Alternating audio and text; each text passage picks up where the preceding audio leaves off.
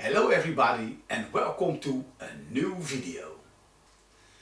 This time I'm going to continue about virtual reality, but this time not the advantages, but what I think could happen if it will fail.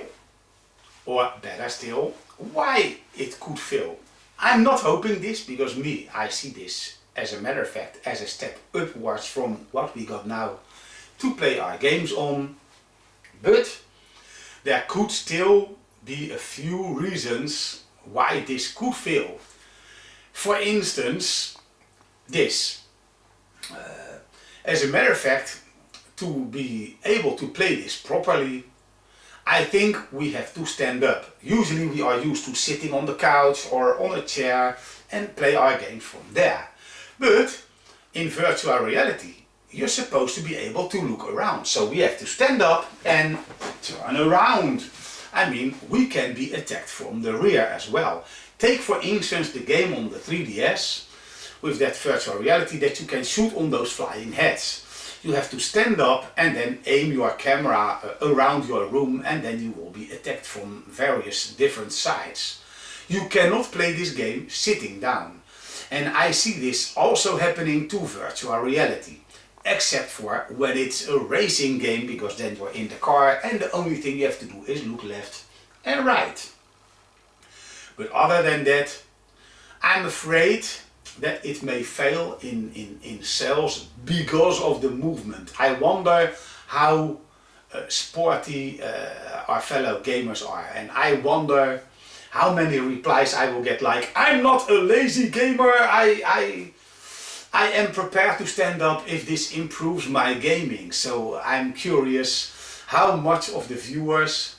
So let me try to count this. It's a bit difficult, but if you thumbs up the video, then you are prepared to walk and move about. Well, walk is not the proper word, but at least stand up and be prepared to actually turn around. So this means that the headset that you're wearing is supposed to be wireless, because imagine that you are being on a wire and you forget how many times you turned around, then there's a big chance that you pull your console or PC or whatever the headset is connected to, and will make it fall out from the table. Or well, a PC, I don't see that falling off so quickly because of the shape and the size, but you will damage the cable at least.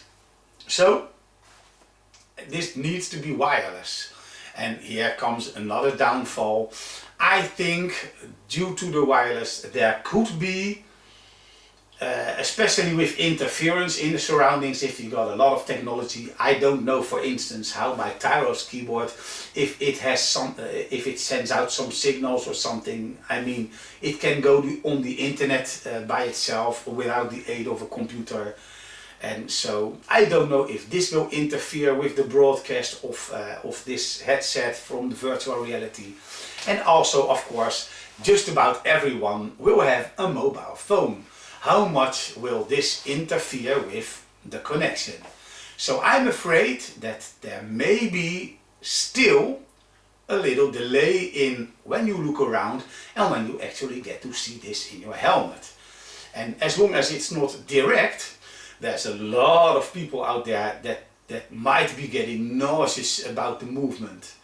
And speaking of movement, I mean, there are some people out there that don't like being in a car because they are movement sick. And I think especially for those people, virtual reality will be a fail because they will be movement sick in this as well. I even heard people being motion sick after playing Doom, the very first Doom, and because of it was the first time that you actually get to see 3D kind of images on the television, or in this case the PC on the monitor. And some people, that their eyes, their brains, they couldn't handle the movement on screen. This will be amplified by 10 times or more on a virtual reality headset because you are in the surroundings. Okay, so that can make it fail as well. And then speaking of wireless, then that means that your headset requires a rechargeable battery. And that means if you are building, well, in this case, for instance, if it would be released for the Xbox One or the PlayStation 4 or the PC, then, well, then there are more than one type of games on that system. So you can play virtual reality games and you can play normal games. And that would mean that if, for instance, the battery charge of your virtual reality headset is empty, it would be nice if they standard give us a separate loader, so you can charge your battery while the other one that is still full is in your headset, so you can still play your games. Because otherwise you should turn off your headset and then just plug in the mains and charge it and play something else without the virtual reality.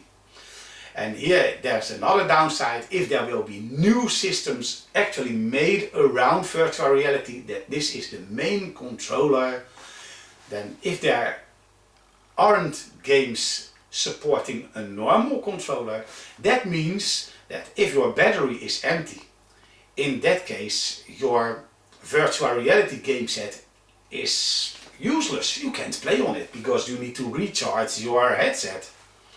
And like I said, connecting it with a wire, that will not help, because you need to move about and you might be pulling your stuff out of the cable, out of its connection, or damage something.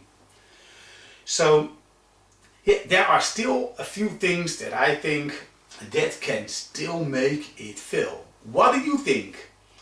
Thanks for watching the video and have a nice day.